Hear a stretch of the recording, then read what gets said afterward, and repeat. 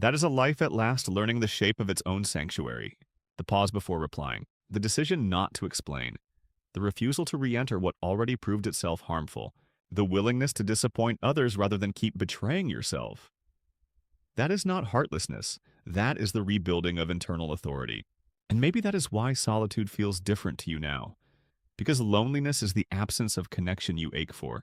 But solitude is the presence of peace you fought to protect. Loneliness says, no one is here. Solitude says, finally, I am. That is why the quiet feels sacred. Why the untouched weekend feels medicinal. Why the unanswered message can feel less like loss and more like oxygen. You are not always running away from people. Sometimes you are returning to a self that only appears in the absence of pressure. And no, this is not a manifesto for cutting everyone off. Human beings still need connection, not constant contact, not performative closeness, but real, emotionally safe connection.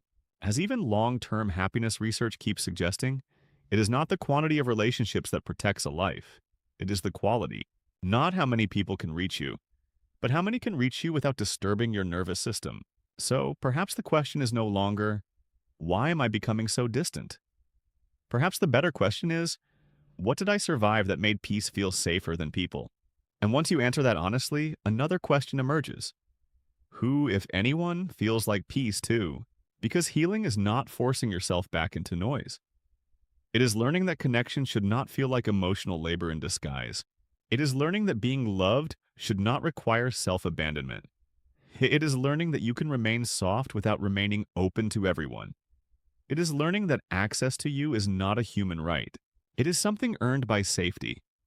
So if your world has gotten smaller, but gentler, if your circle has grown quieter, but truer, if your life contains fewer people, but more room to breathe, maybe this is not evidence that something is wrong with you.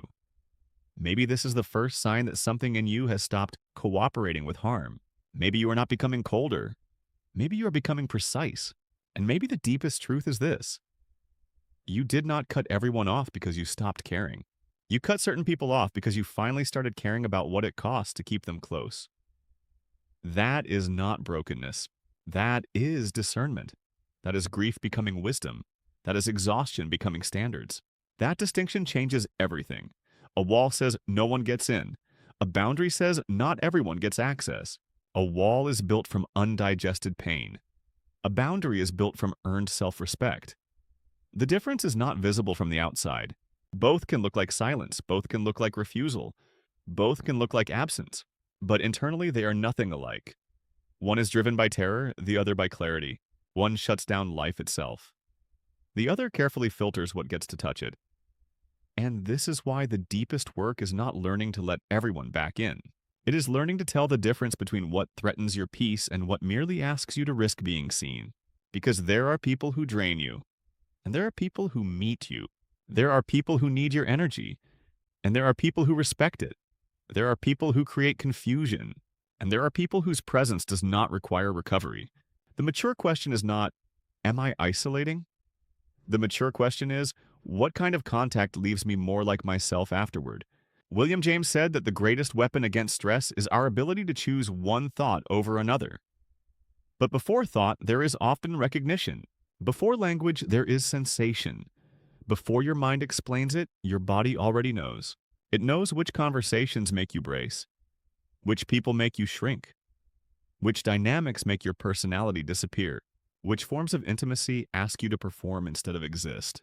And if you have lived through enough emotional inconsistency, you may have developed what others mistake for distance, when really it is pattern recognition. You notice the asymmetry faster now, the manipulation faster, the conditional kindness faster, the disguised disrespect faster. Not because you are cynical, because you have paid attention. Pain, repeated enough, becomes a kind of education. That does not mean every instinct is correct. It does not mean every retreat is noble. But it does mean this. Your selectiveness may not be the death of your capacity to love. It may be the first honest form of love you have ever offered yourself. Viktor Frankl wrote that between stimulus and response there is a space, and in that space lies our power to choose. For people like you, that space may be the first thing you fought to reclaim. You want love, but you no longer trust access. You want connection. But your body flinches at the cost of it, and that contradiction matters because it means your distance is not always indifference. Sometimes it is intelligence. Sometimes it is memory. Sometimes it is a nervous system that has become tired of mistaking endurance for intimacy. Carl Jung once wrote, "The most terrifying thing is to accept oneself completely." And for some people, part of that acceptance is admitting this. You are not endlessly available anymore. You cannot keep proving your goodness through depletion. You cannot keep calling self-abandonment compassion. That realization can feel ugly at first, especially if your identity was built around being the understanding one. Because now your self-protection starts to look, even to you, like selfishness. You begin to wonder if you are becoming too guarded, too detached, too hard. But not every closed door is a symptom. Sometimes it is a standard, and not every silence is avoidance. Sometimes silence is what your mind sounds like when it is no longer crowded by everybody else's needs. Psychology has language for pieces of this. Murray Bowen spoke about emotional cutoff as a way people manage unresolved attachment tension by reducing or severing contact. And yes, that can become avoidance when pain turns into permanent exile. But what gets missed in shallow conversations about cutoff is that withdrawal does not happen in a vacuum.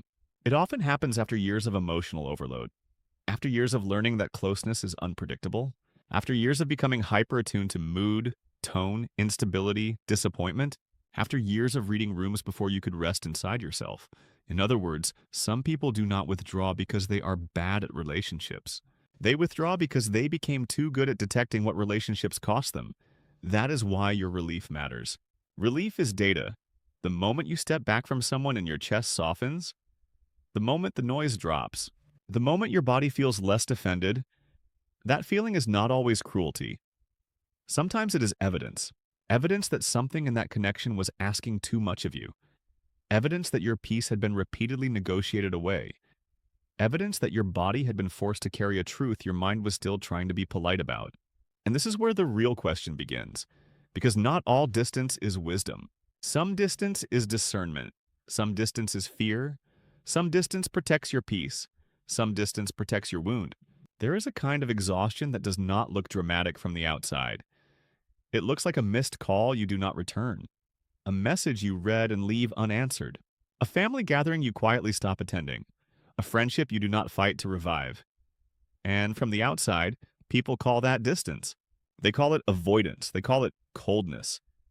But what they rarely ask is this: what if your withdrawal was not a failure of love, but the last defense of a self that has been overstimulated, overused, and emotionally overdrawn for too long? Because some people do not cut others off because they feel nothing. They do it because they have felt too much for too long. They have carried too many moods that were never theirs, held too many conversations that emptied them, stayed available past the point of tenderness, past the point of generosity, past the point where care becomes self-erasure. And then one day, something changes. The phone lights up, a familiar name appears. And for the first time, instead of guilt, you feel relief. Not because you stopped loving people, but because your body finally stopped volunteering for chaos. That is the part almost nobody tells the truth about. Sometimes peace enters your life looking exactly like distance. You were probably not always this way. There was likely a version of you who was easier to reach, softer, more open, more willing to explain, more willing to stay. You were the one who understood without being understood, the one who absorbed tension before anyone named it, the one who kept things from falling apart. You learned how to make yourself useful in relationships long before you learned how to feel safe inside them, and that kind of person often gets praised. People admire your patience, your emotional intelligence, your loyalty, your capacity, but there is a darker side to being the strong one. The strong one becomes the container, the translator, the regulator, the emergency contact for everyone else's storms.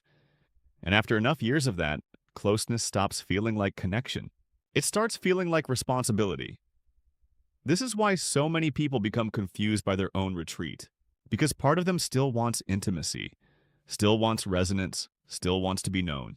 But another part has learned that proximity comes with a tax, that being needed is expensive, that being available is dangerous, that the wrong person can enter your nervous system like weather and change the climate of your entire day. So now you live inside a contradiction.